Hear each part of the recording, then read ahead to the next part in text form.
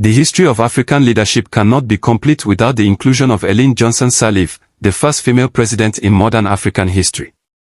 But to fully understand how Ellen Johnson Sirleaf came to power as the president of Liberia, one must trace back to the rise and fall of Charles Taylor, the imprisoned Liberian warlord and president. Ellen's presidency was born out of the ashes of Taylor's rule. Liberia in the 1990s and early 2000s was consumed by violence. Charles Taylor, once an official in Samuel Doe's government, fled the country under accusations of embezzlement, returned as a rebel leader in 1989, leading the National Patriotic Front of Liberia to overthrow his former boss, Samuel K. Doe. His rebellion ignited the First Liberian Civil War, a conflict that killed an estimated number of 200,000 people and displaced nearly half the population. After years of war, Samuel Doe was captured and killed. After his brutal death, Taylor contested the 1997 presidential election, running under the slogan, "He killed my ma, he killed my pa, but I will vote for him." The slogan was brutal but effective. Exhausted by war, many Liberians believed that giving him the presidency was the only way to secure peace. Ellen Johnson Sirleaf also contested that election, but Taylor's grip on power, through fear and popularity, crushed her chances. His victory did not bring peace. Instead, Taylor's government soon became synonymous with corruption, intimidation, and further violence. He supported rebel movements across West Africa, most notoriously the Revolutionary United Front, RUF, in Sierra Leone, in exchange for diamonds. This fueled a regional crisis that brought Liberia into conflict with its neighbors and earned Taylor the title of a warlord president. Liberia descended into a second civil war by 1999, as opposition rebel groups like Liberians United for Reconciliation and Democracy and later the Movement for Democracy in Liberia, MODEL, launched fresh campaigns against him. By 2003, Taylor was under immense pressure.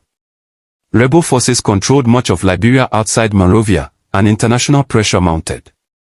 The United Nations and the United States accused him of war crimes and destabilizing the region. In June 2003, the Special Court for Sierra Leone indicted him for crimes against humanity. With rebels closing in on Monrovia and international diplomats demanding his resignation, Taylor finally relented. On August 11, 2003, he delivered his last speech as president, declaring, "If God willing, I will be back," before stepping down and going into exile in Nigeria under an agreement brokered by regional leaders. His departure marked the end of a violent chapter in Liberia and also created the opening for Liberia to begin rebuilding.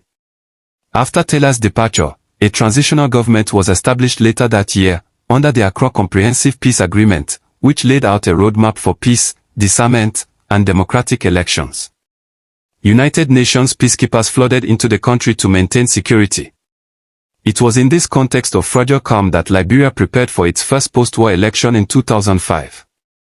Ellen Johnson Sirleaf, long respected internationally for her economic and diplomatic experience, saw her moment.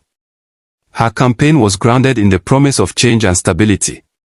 She argued that her experience at the World Bank, Citibank, and the United Nations gave her the skills to rebuild a collapsed economy. She spoke about reconciliation, education, and the empowerment of women.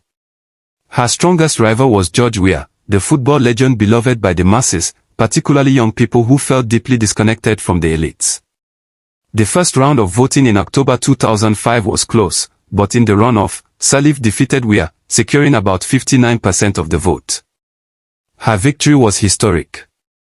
On January 16, 2006, Ellen Johnson Sirleaf was sworn in as the first elected female president of Liberia and the first elected female head of state in Africa. Her presidency began with immense challenges. Liberia's infrastructure lay in ruins due to years of hostilities and civil wars. Roads had been destroyed, electricity was virtually non-existent outside Monrovia. Schools and hospitals were in tatters, and the treasury was empty. Yet she approached the task with determination. One of her first moves was to confront Liberia's crippling external debt, which stood at over $4 billion. Through tireless negotiation with the International Monetary Fund, the World Bank, and bilateral creditors, she secured debt relief, eventually wiping away most of the arrears and giving Liberia a chance to breathe financially. This success allowed her government to reallocate resources toward social services and infrastructure. Ellen Johnson Sirleaf also championed the fight against corruption, which had eaten into every sector of Liberian life.